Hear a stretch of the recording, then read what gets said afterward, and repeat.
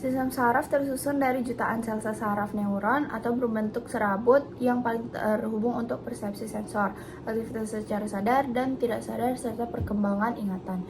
Nah, sistem saraf meliputi sistem saraf pusat SSP dan sistem saraf tepi SST. Neuron merupakan unit fungsional sistem saraf terdiri atas badan sel yang berfungsi mengendalikan metabolisme ke seluruh neuron. Badan sel memiliki nukleus di tengah dan nukleolus yang menonjol. Kemudian ada dendrit yang merupakan juluran sitoplasma yang pendek berfungsi untuk menerima impuls dari sel lain untuk dikirimkan ke badan sel. Kemudian ada akson yang merupakan juluran sitoplasma yang panjang. Ujung akson bercabang-cabang seperti ranting yang berfungsi mengirimkan impuls ke sel-sel neuron. Berdasarkan fungsinya, neuron ini dibedakan menjadi 3 macam. Yang pertama itu ada neuron sensor yang berfungsi menghantarkan impuls dari organ sensor ke pusat saraf. Kemudian ada neuron motor yang berfungsi menghantarkan impuls dari pusat saraf ke organ motor.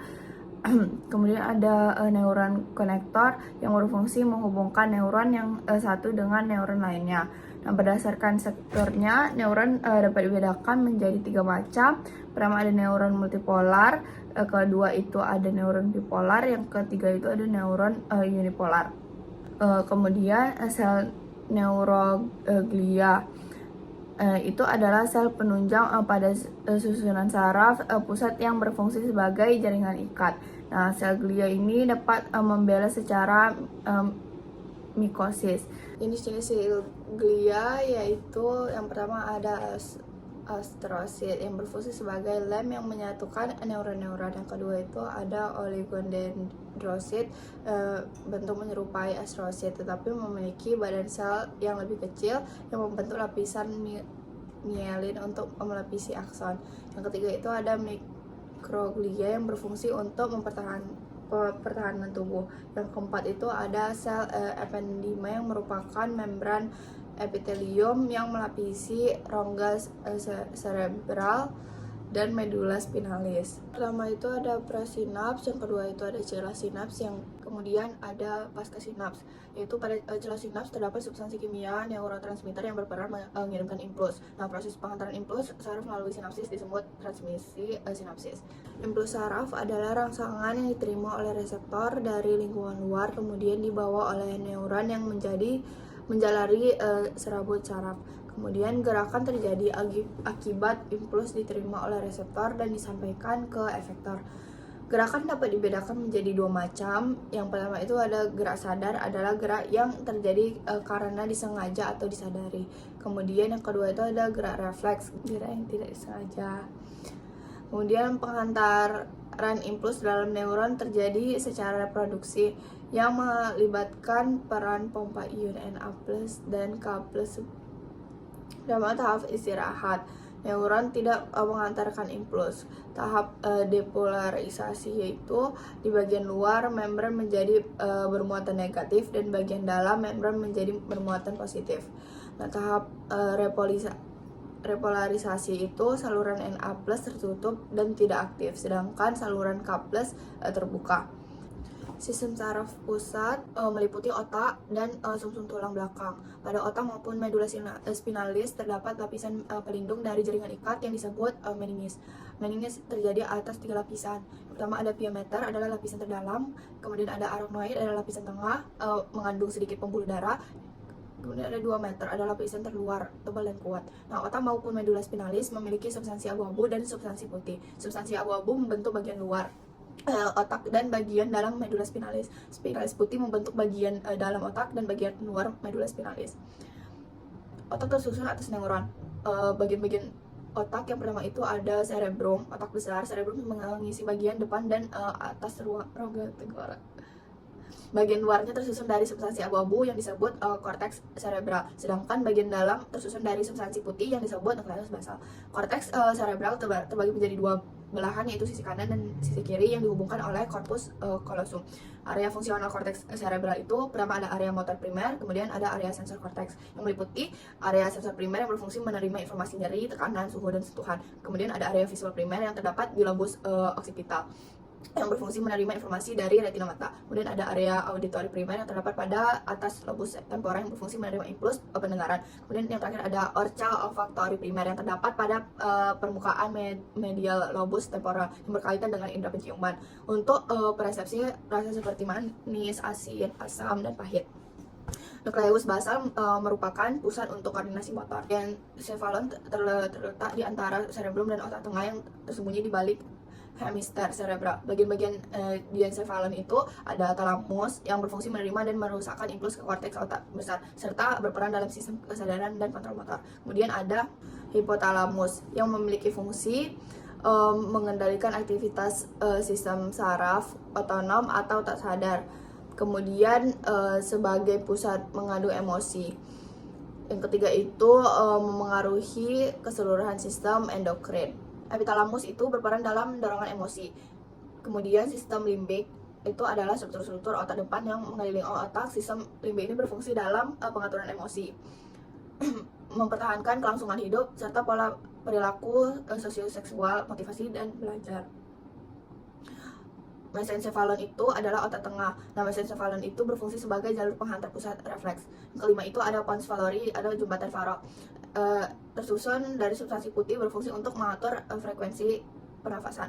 Yang keenam itu ada cerebrum yang berfungsi untuk mempertahankan keseimbangan, kontrol gerakan mata, meningkatkan tonus otot, serta koordinasi gerakan sadar yang berkaitan dengan keterampilan. Kemudian yang ketujuh itu ada medula oblongata yang berfungsi dalam mengendalikan frekuensi denyut jantung, tekanan darah, pernapasan, menelan, muntah, serta mengatur gerak refleks seperti bersin. Formasi retikular itu berfungsi untuk memicu dan mempertahankan kewaspadaan serta kesadaran. Medula spinalis fungsinya mengendalikan berbagai aktivitas refleks dalam tubuh, komunikasi antara otak dengan semua bagian tubuh, serta mempertahankan menghantarkan rangsangan koordinasi antara otot dan sendi ke cerebellum. Nah, medula spinalis ini bagian luar berwarna putih, sedangkan bagian dalam berwarna abu-abu dan berbentuk seperti huruf H. Struktur bagian dalam substansi abu-abu. Batang atas dan bawah dari struktur berbentuk huruf H yang disebut tanduk atau kolumna yang banyak mengandung Weyden cell dan dendrit, asosiasi neofron eferen dan akson tidak bermyelin. Struktur bagian luar itu substansi putih tersusun dari akson yang bermyelin. Bagian ini terbagi menjadi funiculus anterior. Dalam funiculus terdapat tractus spinal, yaitu traktur sensor. Kemudian ada traktus motor. Sistem saraf tepi ini merupakan jaringan luar yang berada di luar otak dan di luar medula spinalis. Saraf yang pertama itu ada saraf kranial. Saraf kranial ini terdiri atas 12 pasang saraf. Yang kedua itu saraf spinal yang terdiri atas 31 pasang saraf yang muncul dari segmen medula spinalis dan diberi nama sesuai nama ruas tulang belakang. Saraf spinal berfungsi mempersarafi otot leher dan bahu, kulit kepala, dada, dinding perut, paha, genang telinga, luar, punggung, bokong, dan kaki. Perbedaan saraf simpatik dengan parasimpatik yaitu saraf simpatis jantung dan mengencarkan otot supaya mampu merespon stres dan bahaya dengan cepat. Sedangkan sistem parasimpatik itu bekerja dengan menurunkan detak jantung dan melemaskan otot-otot tubuh. Nah, gangguan sistem saraf itu yang pertama ada meningitis, kemudian ada encephalitis, neuritis, rasa kebas atau rasa kesemutan, epilepsi, kemudian Alzheimer, dan geger otak. Nah, sistem endokrin adalah sekumpulan kelenjar dan organ yang memproduksi hormon. Hormon itu adalah senyawa organik, pesan pembawa kimiawi di dalam aliran darah menuju ke sel-sel jaringan tubuh. Karakteristik kelenjar endokrin ini memiliki beberapa karakteristik. Yang pertama itu kelenjar buntu karena tidak memiliki saluran dan menyekresi hormon langsung ke dalam cairan di sekitar sel-sel. Pada umumnya menyekresi lebih dari satu jenis hormon. Kelenjar endokrin memiliki sejumlah sel sekretori yang dikelilingi banyak pembuluh darah dan ditopang oleh jaringan ikat. Masa aktivitas kelenjar endokrin dalam menghasilkan hormon berbeda-beda. Sekresi hormon dapat distimulus atau dihambat oleh kadar hormon lainnya dan senyawa non-hormon. Nama kelenjar dan hormon yang disekresikan, yang pertama kelenjar hipofisis, organ berbentuk oval melekat di bagian dasar hipotalamus otak. Nah, hipofisis terbagi menjadi 3 bagian, yaitu lobus anterior, intermedia, dan posterior. Hipofisis lobus anterior menghasilkan hormon-hormon pertumbuhan GH atau STH yang berfungsi untuk mengendalikan pertumbuhan dan perbanyak sel-sel tubuh. Hormon tirotropin dan TSH itu berfungsi meningkatkan pertumbuhan dan perkembangan sel-sel kelenjar tiroid. Hormon ACTH itu berfungsi merangsang kelenjar korteks adrenal untuk menyekresi glukokortikoid, FSH, LH, dan PRL. Kemudian hipofisis lobus intermedia menghasilkan hormon. Hipofisis lobus posterior menghasilkan hormon ADH. Yang kedua ada kelenjar tiroid atau kelenjar gondok menghasilkan hormon tiroksin. Selanjutnya paratiroid atau kelenjar anak gondok yang menyekresikan hormon paratomon atau PTH. Kemudian kelenjar adrenal terdiri atas korteks di bagian luar dan medula di bagian dalam. Kelenjar adrenal bagian medula menghasilkan hormon adrenalin dan noradrenalin, dan kelenjar adrenal bagian korteks menghasilkan hormon aldosteron, glukokortikoid, dan selanjutnya kelenjar pankreas yang menghasilkan hormon glukagon, insulin, somatostatin, dan polipeptida pankreas.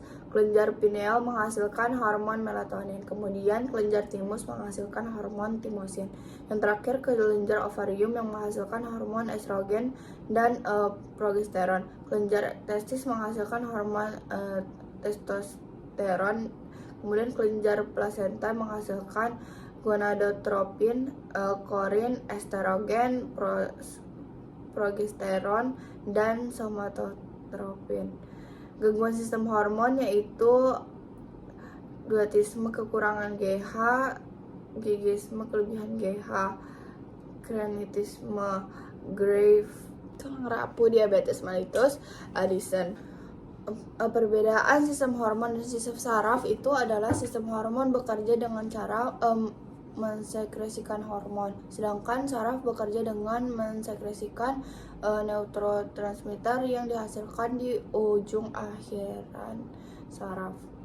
Perbedaan lain antara sistem hormon dengan sistem saraf itu adalah respons sistem endokrin bekerja lebih lambat daripada sistem saraf. Bagian-bagian mata, yang pertama aksesoris mata, yaitu sebagai alis, orbita, kelopak mata, otot mata, dan air mata.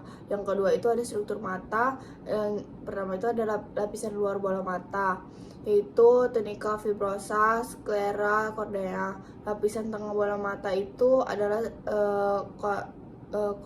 koroid, badan siliari, iris, dan pupil. Yang ketiga lensa. Keempat rongga mata. Ruang anterior berisi aqueous humus, sedangkan ruang posterior berisi vitreous humor, dan yang terakhir itu adalah retina. Ketiga papila circumvallata yang berbentuk menonjol dan tersusun seperti huruf P. Banyak terdapat di bagian belakang lidah serta mengandung 100 kuncup pengecap. Terakhir papila foliata yang berbentuk seperti daun. Terletak di bagian tepi pangkal lidah dan mengandung sekitar 1300 kuncup pengecap di setiap lipatannya. Kemudian pengecap rasa manis terdapat di bagian ujung lidah. Pengecap rasa asin terdapat pada hampir seluruh area lidah, tetapi reseptor banyak terkumpul di bagian samping. Pengecap rasa asam itu terdapat di bagian samping lidah agak ke belakang. Pengecap pahit terdapat di bagian belakang pangkal lidah. Struktur telinga. Telinga itu terdiri atas 3 bagian, yaitu bagian luar, tengah, dan dalam.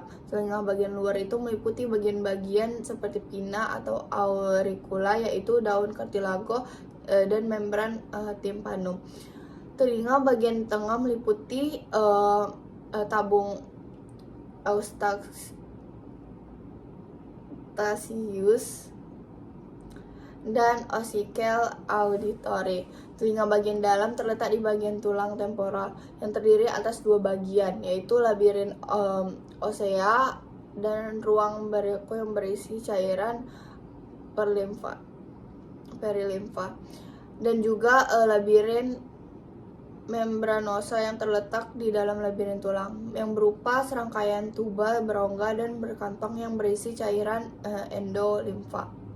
Mekanisme mendengar itu gelombang bunyi atau getaran ditangkap oleh daun kartilago telinga, kemudian menjalar ke kanal